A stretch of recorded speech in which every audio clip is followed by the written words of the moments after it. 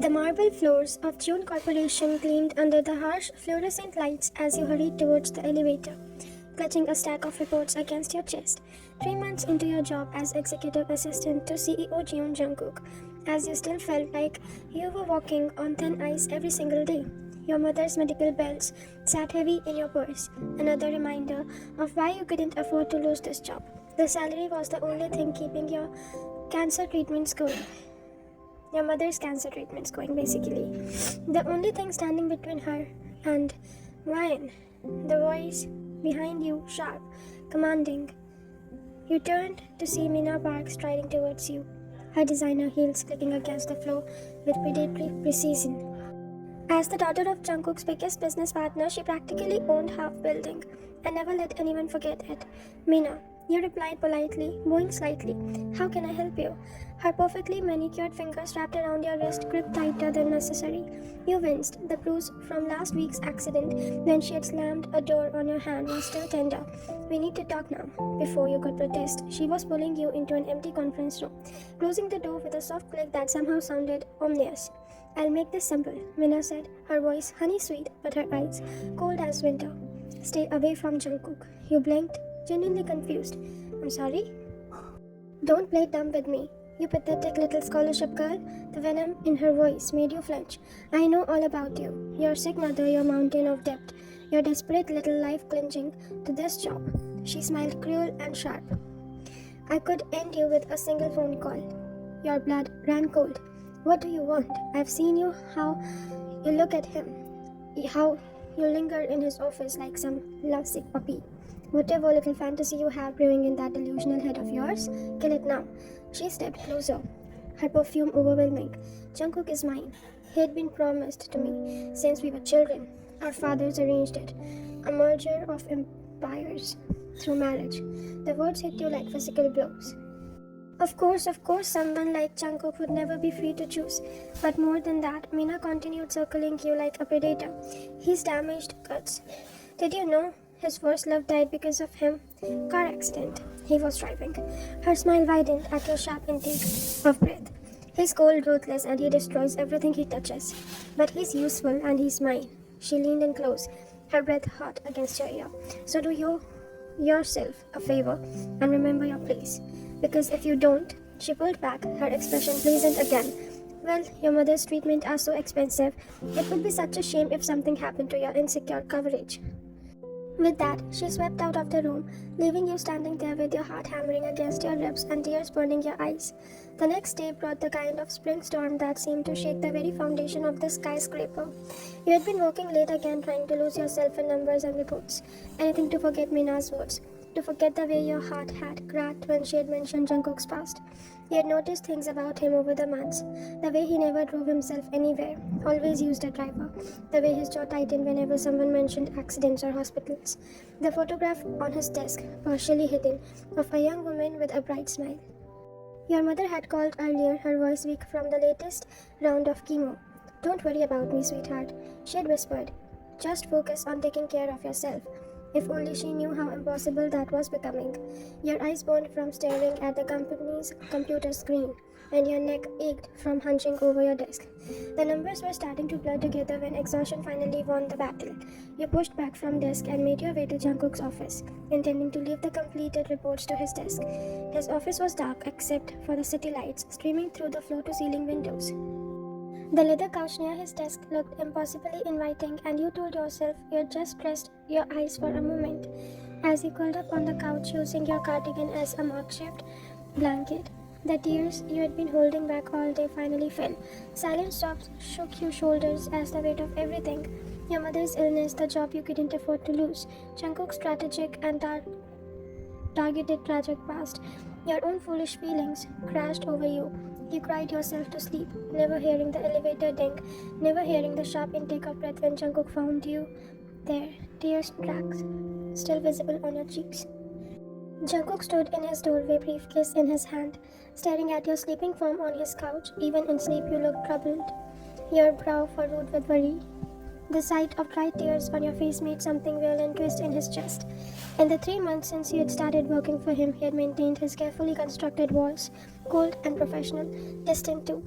It was the only way he knew how to protect himself and others from the destruction that seemed to follow him everywhere. But seeing you there broken and exhausted, something cracked in his carefully controlled facade. He knew about your mother, had known since the day he had hired you, when he had seen the desperation in your eyes that matched his own from years ago. He had been where you were watching someone you love slip away, powerless to stop it. Setting down his briefcase quietly, he approached the couch. You had been pushing yourself too hard lately, staying until all hours, never complaining even when he piled more work on your desk. He should have noticed sooner, should have seen the signs. The storm outside intensified, thunder rolling across the sky. You stirred in your sleep, a small whimper escaping your lips, the sound of someone carrying too much pain. Shh, he murmured softly, his voice gentler than it had ever been in the office. You're safe, as if responding to his voice. You shifted your head, coming to rest against his thigh when he sat on the edge of the couch. Jungkook froze, his hand hovering uncertainly over your hair. He should wake you, should send you home, should maintain the professional distance that kept everyone safe from the poison he carried. But for the first time in 5 years since the night he had lost Yuna, the constant ache in his chest eased. Your presence was like a balm to wounds that he would never heal. His hand settled gently on your head, fingers threading through your hair. I'm sorry, he whispered.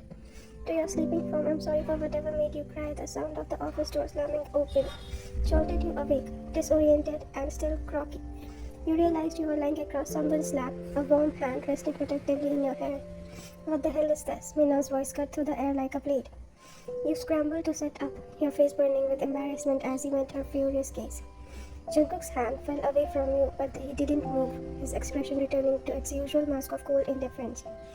Though you got a flicker of something dangerous in his eyes. Mina, he said coolly, you were early. Don't you dare act like this is normal, she talked, and stalked forward, her designer dress swishing around her legs. I warned you, she hissed at you. And less than 24 hours later, I find you throwing yourself at him like someone desperate. Choose your next word very carefully, Jungkook interrupted, his voice deadly quiet. But Mina was beyond reason, her carefully constructed facade cracking. 5 years, Jungkook, 5 years I waited for you to get over your dead girlfriend and fulfill your obligations. And now you're playing house with this pathetic little nobody? The air in the room went arctic. You watched Jungkook's face transform into something terrifying. Cold, empty, and dangerous. Get out, he said, each word precise and cutting. Our fathers have a contract. Get out! The words exploded from him with such force that both of you, Mina, and flinched. Both, before I do something we all will regret.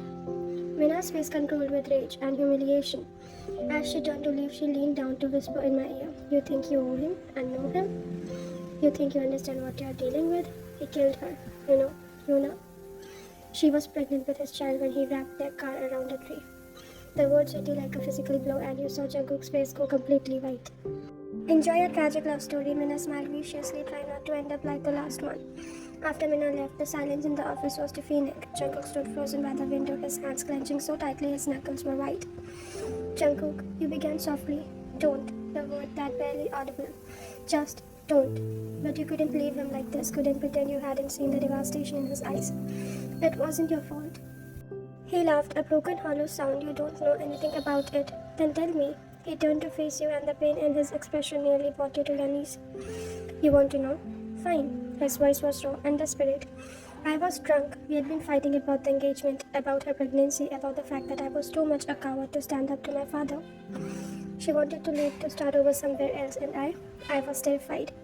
Tears tracked down his cheeks, but he didn't seem to notice. So I got drunk and when she tried to take the keys, I fought her for them. Told her I was fine to drive. The last thing she said to me was that she loved me and I was so angry, so stupid that I didn't say it back. Your heart was breaking for him, but he wasn't finished. They said, she died on impact. The baby too. A little girl. His voice cracked completely. I walked away without a scratch. How's that for justice? Jungkook. So you see, he continued, his voice turning cold again. When I was right about one thing, I destroyed everything I touch. Everyone I cared about get hurt. I don't know what to do for this. He looked directly at you, his eyes filled with a pain so deep it took your breath away. You should stay away from me, for your own good. The next few days were a special kind of hell. Jungkook avoided you completely, speaking only when necessary and never meeting your eyes.